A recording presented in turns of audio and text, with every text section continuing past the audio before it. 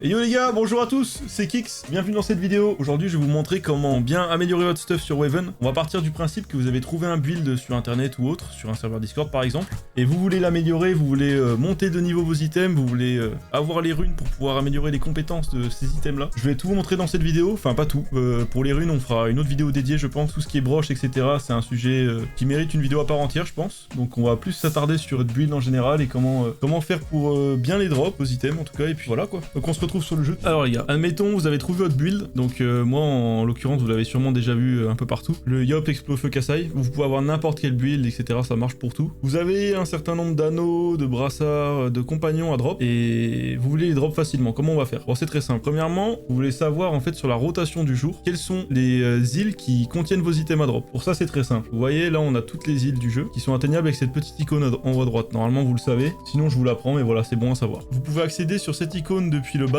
ou depuis les îles. Si vous êtes sur une île, vous pouvez aller voir le shop de l'île, mais vous aurez que justement le shop de l'île. La deuxième méthode, c'est une fois que vous êtes sur une île, en fait, vous ouvrez la carte et vous avez la même petite icône en haut à droite. Et là, pareil, vous avez la même interface. Ce qui est très utile, en fait, c'est que sur les items que vous avez dans votre stuff, il y a un petit E de marqué. Genre là, par exemple, sur la chouchette, il y a un petit E qui indique que c'est un item de mon stuff, en fait. Là, on a le Dark Vlad, là, ici, on a Igror. Que des compagnons, moi, vous voyez en l'occurrence, sur cette île, on est très bien parce qu'il y a 3 items à drop. Voilà, et du coup, en fait, c'est ce que j'allais vous dire. Je vous conseille, pour farmer votre build, d'avoir au moins une île où il y a 2 items ou plus. S'il y a moins de 2 items, vous pouvez quand même farmer en chill, mais ça va pas être opti parce qu'en fait, vous allez vraiment farmer beaucoup d'autres items et ça va être rare de dropper celui qu'il vous faut. Donc, soit prenez le parti de monter un autre perso et de prendre les items de votre autre perso, ou bien, sinon, ce que vous pouvez faire, c'est, je vous renvoie d'ailleurs à la vidéo qu'on va faire prochainement. Je vous conseille, si vous avez aucun item dans votre rotation et que vous avez vraiment pas de chance, de farmer des runes en fait d'équipement. Les runes d'équipement, vous les avez juste ici. Hop, là on a les runes violettes pour l'équipement, on a les runes bleues pour les compagnons et les runes de sort. Donc en fait vous pouvez simplement faire des broches.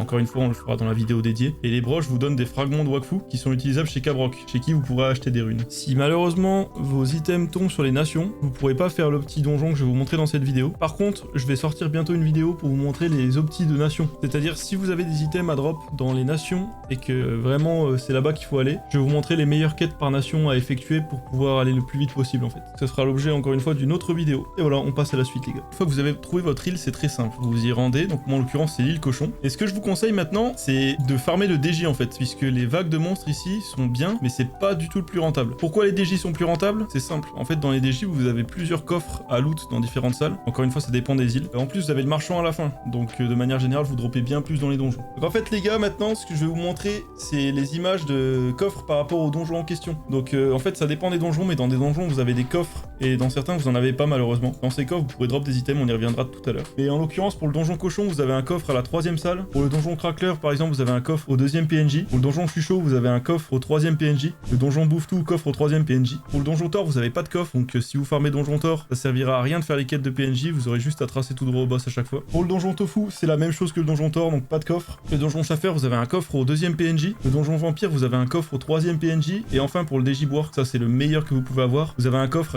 au 1er PNJ et au 3ème PNJ. Donc en fait c'est vraiment très rentable. Encore une fois je vais vous montrer dans les coffres ce qu'on peut obtenir, mais si vous avez de la chance ça peut être vraiment sympa. Voilà, donc ce qui est pratique avec le donjon par rapport aux vagues de monstres, c'est qu'en fait vous allez choisir une difficulté. Je vous conseille à peu près niveau 40. Faut vous situer en fait autour du niveau 40 et faut faire le niveau qui correspond à vos coffres de donjon. Exemple, si vous avez un coffre de donjon première salle, ça sert à rien de prendre un niveau 2 ou un niveau 3, à moins que ça adapte votre niveau, mais vous pouvez prendre très bien le niveau 50 et en fait faire tout le temps la salle du premier PNJ en boucle et relancer tout le temps ce niveau de difficulté. Si vous avez un coffre à la 3ème salle, vous pouvez faire le niveau 40 et tout le temps prendre le coffre de la 3ème salle. Et ce qui est pratique en fait avec les donjons les gars, c'est que par rapport aux vagues de monstres c'est très linéaire. En fait le donjon, vous le relancez en boucle, c'est tout le temps les mêmes salles et il y a les petites flèches, je vais vous montrer à l'intérieur, mais du coup vous pouvez vraiment rush les salles et enchaîner les combats. C'est plutôt pratique. Et donc comme je vous disais, moi je vous conseille une difficulté autour du niveau 40. J'ai trouvé que c'était un peu le mieux quand vous avez un perso niveau 50 à peu près opti. C'est ce qui va le plus vite pour moi. Essayez de manière générale de pas mettre plus de 2 minutes par combat dans le donjon. On verra ça par la suite. Ensuite le plus opti c'est vraiment d'avoir un personnage de farm. Pense au Kra Espingol qui peut faire des salles en un tour. Ou alors le Xelor Picou avec les petites aiguilles qui se plantent dans les adversaires à chaque fois que vous vous téléportez. Vous pouvez faire des persos de farm, il y a même des items de farm pour dropper plus de coffres etc.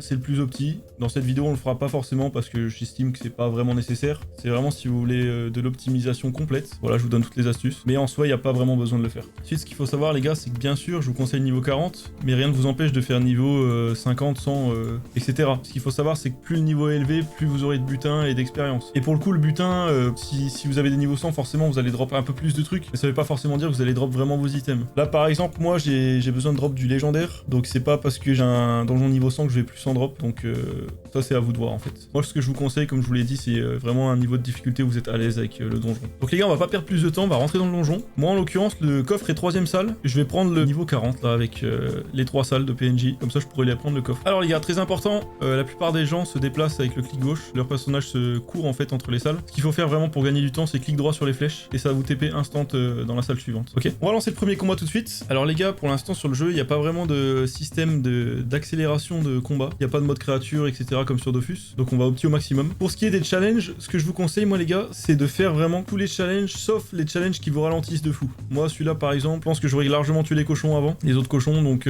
faites vraiment les challenges qui vous handicapent pas sur le temps.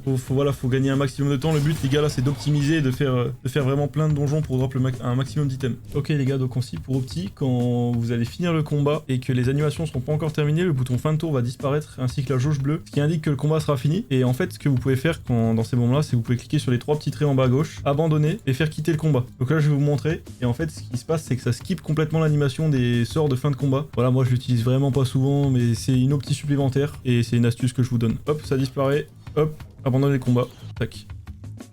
Et là on passe direct à la salle suivante. Vous avez quand même les drops, etc. mais vous les voyez pas. C'est juste que vous passez plus vite l'animation. Ok les gars, donc là on arrive au 3ème PNJ. Je vous rappelle, moi pour mon donjon, c'est là où il y a le coffre. Donc on va y aller. On passe la cinématique pour gagner du temps. En plus, ce qui est bien souvent avec les 3ème PNJ, c'est qu'il y a un seul combat. Donc c'est assez rapide. Ok, nice. Donc là on arrive à la salle du coffre les gars. Pour la salle du coffre, du coup, c'est très intéressant. Pour le coup, on n'a pas de stats de drop rate qui sont tombés chez Ankama. Je pense pas qu'ils vont en donner. Mais ce qu'il faut savoir, c'est que les coffres dans les donjons, c'est hyper intéressant. Puisqu'en fait, vous allez pouvoir dropper beaucoup de kamas déjà, donc même si vous avez rien, que vous avez pas de chance, c'est très intéressant. Si vous avez un petit peu de chance, comme j'ai pu l'avoir quelques fois, ainsi qu'un ami, vous pourrez drop des légendaires. Donc là on va voir.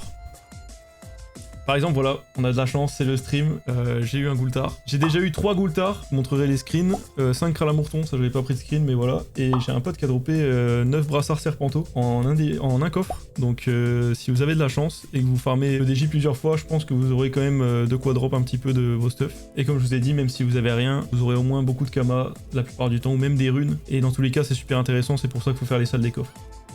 Ok, donc on a déjà drop un Gelano, c'est pas pour moi, mais voilà, on a quand même eu un petit coup de chance sur le butin. Donc ensuite les gars, une fois qu'on a fait le donjon, il y a le marchand. Le marchand, c'est complètement random, mais vous avez 2 rerolls, ce qui veut dire que vous avez 3 pages de butin au maximum. Par contre, dès le moment où vous avez acheté un item du shop, on peut plus actualiser. Donc choisissez bien, suivant votre personnage actuel ou vos autres persos. Donc là, c'est pas très opti pour mon perso, même il y a rien du tout, mais je vais quand même acheter parce que j'ai Tristepin qui m'intéresse, compte à rebours. Et moi, j'achète personnellement toujours les petits anneaux parce que je pense que ça peut toujours servir pour un autre build et ça coûte pas cher. Après, pour les anneaux bleus et violets, il faut regarder si ça peut vous servir. Là, je pense que celui-là, ça peut être pas mal, voilà. De toute façon, on drop tellement de kamas dans les coffres et dans les salles que on peut se permettre d'acheter pas mal de choses. Moi, c'est ce que je vous conseille. Voilà, donc là, les gars, c'était une petite session vraiment juste pour vous montrer dans la vidéo que je voulais vous expliquer pour l'opti. Après, bien sûr, je vous conseille de vraiment enchaîner les donjons et d'en faire le plus possible. En fait, ça va vraiment vous permettre d'avoir un maximum de vos items. Donc moi, en général, je stack tous les coffres pour la fin. En fait, ça évite de perdre du temps à les ouvrir en cours de donjon. Donc là, je vais en ouvrir quelques-uns. Dans vos coffres. Pareil, c'est random. En fait, si vous avez des coffres que vous avez drop sur une certaine zone, ça veut pas dire que vous avez les items de la zone. C'est vraiment des items de tout le jeu. Quand vous ouvrez un coffre et que vous cliquez plusieurs fois, ça passe plus rapidement l'animation, vous voyez.